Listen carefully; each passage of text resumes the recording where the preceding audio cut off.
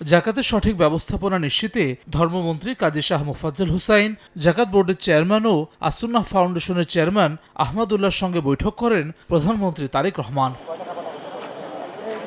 বৈঠক শেষে আসুন্নাহ ফাউন্ডেশনের চেয়ারম্যান জানান, জাকাতের অর্থ দিয়ে দক্ষ মানব সম্পদ তৈরি করে স্থায়ীভাবে দারিদ্র্য বিমোচন সম্ভব। আর ধর্মমন্ত্রী জানান, জাকাত ব্যবস্থাপনার পদ্ধতি নির্ধারণে কমিটি গঠন করা হয়েছে। ৪৫ লক্ষ কোটি টাকা পার ইয়ার শুধুমাত্র ওআইসিভুক্ত দেশগুলোতে জাকাত হয়। আমাদের দেশে সেই জাকাতের টাকা আনার কোনো প্রপার ওয়ে সেভাবে নাই। তো আমরা প্রস্তাবনা দিয়েছি যে যদি সেটাকে আনার ব্যবস্থা করা হয় তাহলে আমাদের জাতীয় অর্থনীতিতে এটা ব্যাপক ভূমিকা রাখবে ইনশাআল্লাহ। কোন উপায়ে করলে পরে সত্যকারে জাকাত গ্রহীতারা জাকাত পাবে এবং জাকাত দাতারা জাকাত দেবে, এই সমস্ত দিয়ে বিস্তারিত আলোচনা হয়েছে।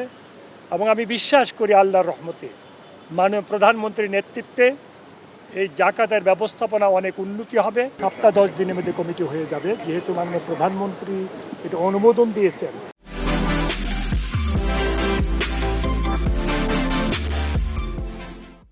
এদিন সরকার প্রধানের সঙ্গে সাক্ষাৎ করেন বিমান পরিবহন ও পর্যটন প্রতিমন্ত্রী রশিদুজ্জামান মিল্লাত। জনগণের স্বার্থে বিমান সেবা নিশ্চিতে তারেক রহমানের নির্দেশনার কথা জানিয়ে তিনি বলেন, মধ্যপ্রাচ্যে যুদ্ধের কারণে বন্ধ হওয়া দুবাই রুট চালুর চেষ্টা চলছে। 2-3টা ফ্লাইট আসলে অনেকগুলো ভিড় হয়, সেই ভিড়ের মধ্যে খুব তাড়াতাড়ি যাতে লাগেজ নিয়ে আমাদের জনগণগুলি সুন্দরভাবে তাড়াতাড়ি বেরোতে পারে, মানে বিদেশের মতো। আমরা 4টা রুটও ইতিমধ্যে চালু করেছি। দুবাইতে আমরা চালু করতে পারি কিনা আপাতত, কারণ যুদ্ধ পরিস্থিতি তো আমাদের হাতে না। এছাড়া প্রধানমন্ত্রীর সঙ্গে সৌজন্য সাক্ষাৎ করেন রফতানি প্রক্রিয়াকরণ এলাকা কর্তৃপক্ষ বেবজার নির্বাহী chairman major general Mohammad Moazzem Hossain.